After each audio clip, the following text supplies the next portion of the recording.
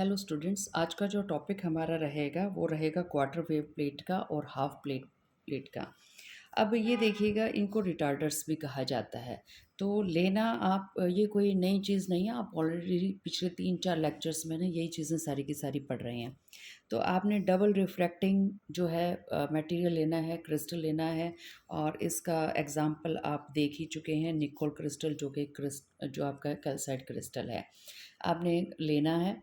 आपने optic axis ऐसे लेनी है कि आपकी जो रिफ्रैक्टिंग सरफेस है वो उसके पैरेलल हो, ऑप्टिक एक्सिस। तो वो आपने इस तरह से लेनी है। पिछले केस जो है लेक्चर में ऑलरेडी हम देख चुके हैं ये। तो अब आपका ये जो क्रिस्टल है ये करेगा क्या, उसी बेस पे कभी तो हम इसको कह देंगे क्वार्टर वेव प्लेट, और कभी हम इसको कह देंगे हाफ प्लेट, और कभी हम कह देंगे इसको फुल वेव प्लेट। तो इसको करना क्या है, जो क्रिस्टल हमने लिया है, आप जैसे ही लाइट इसके ऊपर डालेंगे ये इसको दो पार्ट्स में डिवाइड कर देगा लाइट को। आपको पता है वो दो पार्ट्स कौन से हैं, याद हो चुके होंगे अब तक आपको।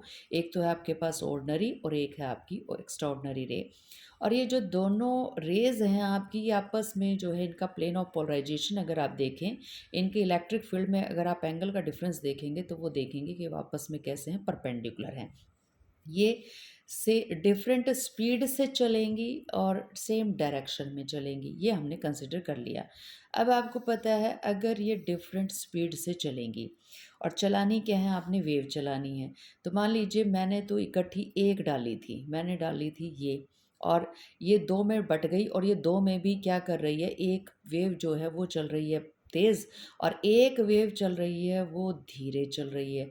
तो आप ये देखिए इनका जो क्रस्ट और ट्रफ है वो क्या हो जाएंगे, वो डिफरेंट डिफरेंट हो जाएंगे। जो आपकी वेव की पोजीशन है, अप एंड डाउन्स है, वो डिफरेंट डिफरेंट हो जाएंगे। तो कोई आगे चल रही होगी, कोई पीछे चल रही होगी, कोई रिटार्डेशन दिखा रही होगी। तो आपस में इनमें एक जो है ना, एक दूसरे के को रिलेट अगर आप देखें on the basis of their travelling, कि वेव कैसे कैसे बन रही है, एक ही पोजीशन के ऊपर देखनी है, ये नहीं है कि आप डिफरेंट डिफरेंट पोजीशन पे देखें।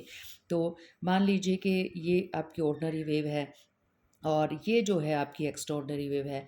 तो अगर मैं इसी पोजीशन पे देखूं तो इस पोजीशन पे ये जो है आपकी यहाँ आई है, और ये आपकी क्या बना रही है, ट्रफ बना रही है। तो ये फेज डिफरेंस जो है आपका इस तरह से इंट्रोड्यूस करेगा, और ये इंट्रोडक्शन किसकी वजह से होगी, ये जो आप क्रिस्टल यूज़ कर रहे हैं उसकी वजह से होगी। तो आपने थिकनेस जो है क्रिस्टल की कितनी कंसिडर कर रखी है, डी। ये जो डी थिकनेस है ये रिस्पॉन्सिबल है कि ये कितना आगे पीछे चलेंगी, और आपको आउटपुट में सर्कुलरली पोलराइज लाइट मिलने वाली है या इलिप्टिकली पोलराइज लाइट मिलने वाली है।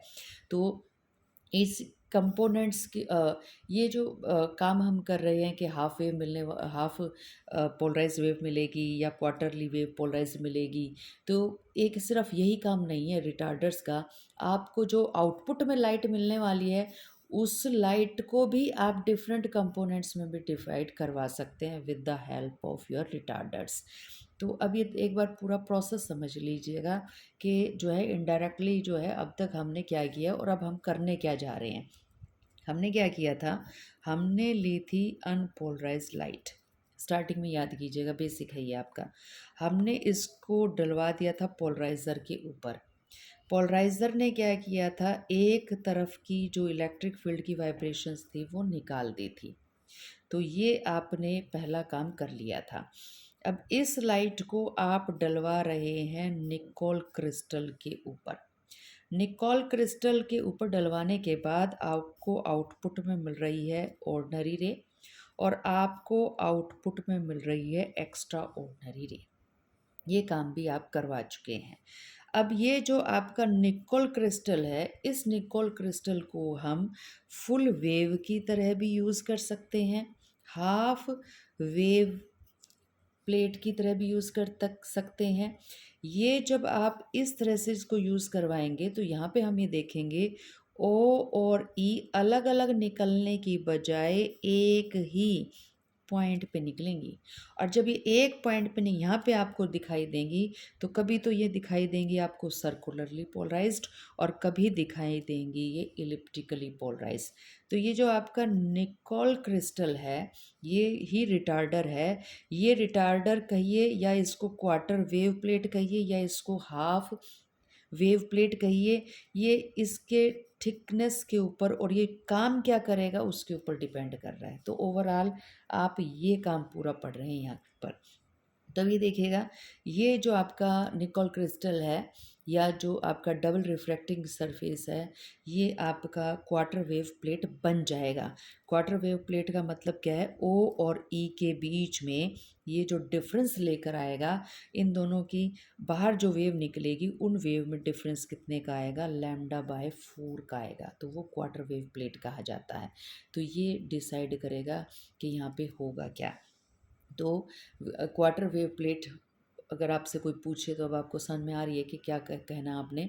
ये आपका निकोल क्रिस्टल ही है, यानी कि डबल रिफ्रैक्टिंग सरफेस ही है। उसकी जो ऑप्टिक एक्सिस है वो जो है रिफ्रैक्टिंग फेस के क्या है, पैरेलल है। अब ये कंडीशन हम बार बार क्यों कह रहे हैं, हम इस वजह से कह रहे हैं, आपको निकालना है ऑर्डिनरी और एक्स्ट्रा ऑर्डिनरी एक ही के लाइन, एक ही डायरेक्शन के अंदर। क्योंकि अगर आप एक डायरेक्शन पे नहीं निकलवाएंगे तो आप ये बताइए सुपर इम्पोज कैसे करवाएंगे। आपने एक इधर निकलवा दिया, एक इधर निकलवा दिया, तो आपस में सुपर इम्पोज नहीं करवा पाएंगे ना।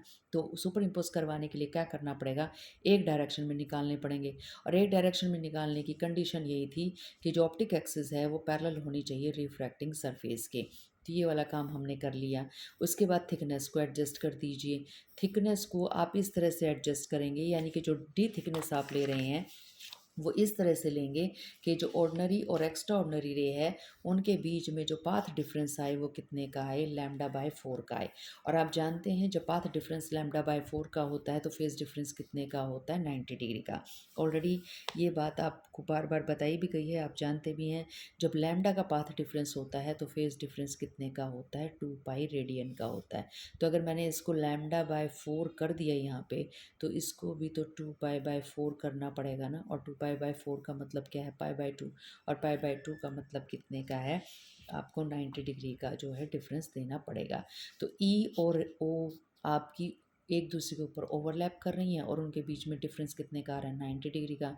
पिछले लेक्चर में याद कीजिएगा डेल्टा इज इक्वल टू पाई/2 रखा था। और पाई/2 रखने के बाद बाहर जो आपको मिल रहा था, और ये हमने पहले डिस्कस कर लिया कि दोनों की दोनों वेव हैं सेम डायरेक्शन में जा रही हैं लेकिन डिफरेंट वेलोसिटी से जा रही हैं, डिफरेंट वेलोसिटी से जा रही हैं, तभी तो λ/4 का डिफरेंस आ गया। और फेज डिफरेंस कितने का आ गया, 90 डिग्री का। तो ये वाला काम जब होगा तो आपने कर दिया कि जो ऑप्टिकल पाथ है वही तो आपका जो है डिस्टेंस डिफरेंस दे रहा है ना, कि जो आपकी ऑर्डिनरी रे है वो तो ट्रैवलिंग कर रही है μ0 d की, और एक्स्ट्रा ऑर्डिनरी रे है वो ट्रैवलिंग कितने की कर रही है, μ0 e इंटू में डी की। इनकी ट्रैवलिंग में डिफरेंस कितने का आ रहा है, λ/4 वेव का आ रहा है। तो ये जो आपका डिस्टेंस है, ये आप जो थिकनेस है आपके निकोल क्रिस्टल की, आप यहाँ से निकालेंगे। तो ये वाला काम करते ही आपको जो है जो आपका निकोल क्रिस्टल है वो किसकी तरह बिहेव करने वाला है, वो आपका बिहेव करने वाला है क्वार्टर वेव प्लेट की तरह। तो क्वार्टर वेव प्लेट आपको इलिप्टिकल लाइट भी दे सकती है, आपको सर्कुलरली पोलराइज लाइट भी दे सकती है। आप जानते हैं कि इलिप्टिकल लाइट के लिए E2 is not equal to E1 था, और सर्कुलरली पोलराइज लाइट के लिए क्या था, E2 is equal to E1 था। तो आपकी जो प्लेन पोलराइज लाइट है किस में कन्वर्ट करवा दी आपने, सर्कुलरली या इलिप्टिकली पोलराइज लाइट के अंदर कन्वर्ट करवा दी। डिपेंड करता है कि इलिप्टिकल पे जाएगी या सर्कुलर मिलेगी, इस बात पे डिपेंड करता है कि आपने जो प्लेन पोलराइज लाइट थी आपने क्रिस्टल के साथ ऑप्टिक एक्सिस के साथ कितने का इंसिडेंट एंगल बनाते हुए डाली थी। तो इस तरह से आपको मिल जाता है क्वार्टर वेव प्लेट। तो क्वार्टर वेव प्लेट का मतलब आपको समझ में आ गया होगा कि आउटपुट में आपको इलिप्टिकली पोलराइज लाइट या फिर मिलने वाली है ऑप्टिकली पोलराइज लाइट। तो वेव प्लेट्स का मतलब हो गया कि आप चाह क्या रहे हैं आउटपुट में, वो आपको आउटपुट में कौन देगा, आपकी वेव प्लेट्स देंगी। तो इलिप्टिकली चाह रहे हैं और सर्कुलरली चाह रहे हैं तो इस प्लेट का यूज़ कीजिएगा। उसके बाद आ जाइएगा हाफ वेव प्लेट के पास। तो हाफ वेव प्लेट जो है वो क्या है, अगेन वही आपकी निकोल क्रिस्टल ही है, आपका डबल रिफ्रैक्टिंग क्रिस्टल ही है। आपकी ऑप्टिक एक्सिस जो है वो रिफ्रैक्टिंग फेस के क्या है, पैरेलल ही है, क्योंकि ऑर्डिनरी और एक्स्ट्रा ऑर्डिनरी रे आपने एक ही डायरेक्शन में निकालनी है, एक ही डायरेक्शन में निकालेंगे तभी सुपर इम्पोज करेंगे। और अब की बार क्रिस्टल की थिकनेस कुछ इस तरह से चूज़ कीजिएगा कि दोनों वेव्स के बीच में अगर एक का क्रस्ट बाहर निकल रहा है तो उस टाइम दूसरी वेव का ट्रफ निकले, यानी कि इन दोनों के बीच में जो पाथ डिफरेंस हो वो कितने का हो जाए, λ/2 का हो जाए। λ/2 पाथ डिफरेंस होने के बाद हम ये देख रहे हैं कि पाथ डिफरेंस को किसकी वजह से आ रहा है, because of the refractive index. क्योंकि जो आपकी ऑर्डनरी वेव है और जो एक्स्ट्रा ऑर्डनरी वेव है वो एक वेलोसिटी से चल नहीं रही, कोई धीरे चल रही है कोई तेज़ चल रही है।